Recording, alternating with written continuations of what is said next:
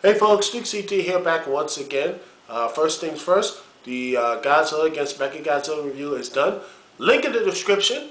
Hope you enjoy it, and if you enjoy it, click the subscribe button on my Blip channel. And also, my Duke CT Lounge podcast will be uploaded hopefully the next couple hours, and hopefully you watch that as well. And also, my TNA Slammiversary 10 review will be up probably next week, since I'm working on it right now. I just, and everything else, I just started working on it. I'm just, I really am working on it right now. Hopefully you guys will enjoy it. Anyway, speaking of TNA, I want to ask y'all a question about one person in TNA right now, Hulk Hogan. Now, TNA has, signed him to a contract like around 2 years ago. And me personally, I want to hear what you guys think, but personally, I think this was honestly not much of a positive purchase for TNA. One of the main reasons why is that, let's be honest, it didn't drive ratings up. I mean, sure, the January 10th show, which got some ratings, it was up then, but when it went to Monday nights, it just went downward and downward and downward. And then, well, when they went back to Thursdays, it just hovers right back where they usually are. Basically, since when they first started TNA, when it went on TNA Thursdays on prime time. It's really, to me, the Hulk Hogan purchase was not, in my eyes, something that when you look at the whole grand scheme of things, I just don't think it was really a good purchase for him. Sure, he's working out now as the GM, which I think should have been the real flavor. I mean, let's all be honest. I really think the GM thing for Hogan was the best way to go, even though I think that was his original thing in TNA. I think that would have been a lot better. They would have just kept it to Hogan being the GM. But he was doing, he started the whole model. He actually wrestled, which didn't really drive the ratings up that much. I mean, it got like a couple pops, but at the end of the day, where people were like, oh my gosh, Hogan's wrestling, we gotta watch the rest of TNA Impact and see how this goes. But in the end, the ratings and people did not show up. It just fluctuated from just the same type of people. Same buys, same people who just sat there and watched.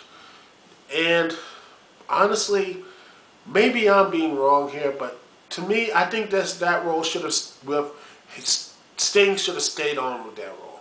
I personally don't want to see Sting in the ring anymore. As great as he is, and to me, he deserves to go in the Hall of Fame. Whatever Hall of Fame, WWE, TNA, Hall of Fame, what have you, he deserves to be in there.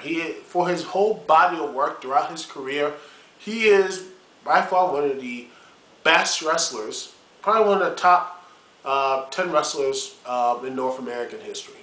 And I'll probably make a list if you want me to, or what have you. I'll put your top 10 in there as well. But Sting, as all time, you look at his whole body of work, he is basically probably one of the best guys who ever lace up them wrestling boots. But honestly, I think the GM role for Sting was actually pretty good. I liked that role. I wish they would have kept that role for him instead of bringing Hogan in there.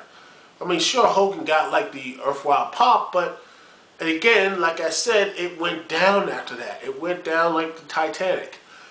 And basically, when it stabilized, it just stabilized to, well, what they usually get for the past 2 years. And in fact, before then, they just really didn't do anything. And as well as TNA is right now, and believe me, I really am enjoying TNA right now. It's just that when I look at Hulk Hogan, I'm like, honestly, it's just TNA.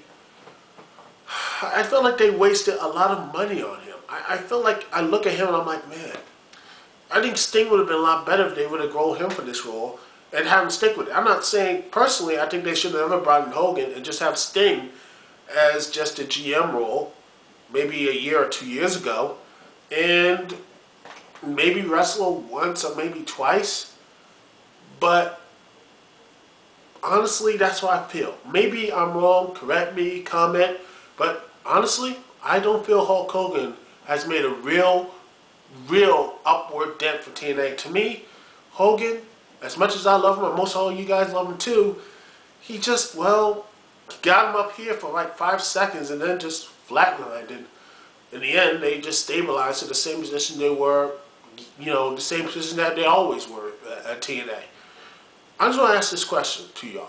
Do you think Hulk Hogan's presence in TNA was a positive one? When you look back on it 2 years from now, no, the 2 years after the Hulk Hogan hire from TNA, was it a valid purchase, or do you think TNA made the wrong choice?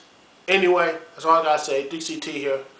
Peace and love. I'll see y'all when I see y'all. Later.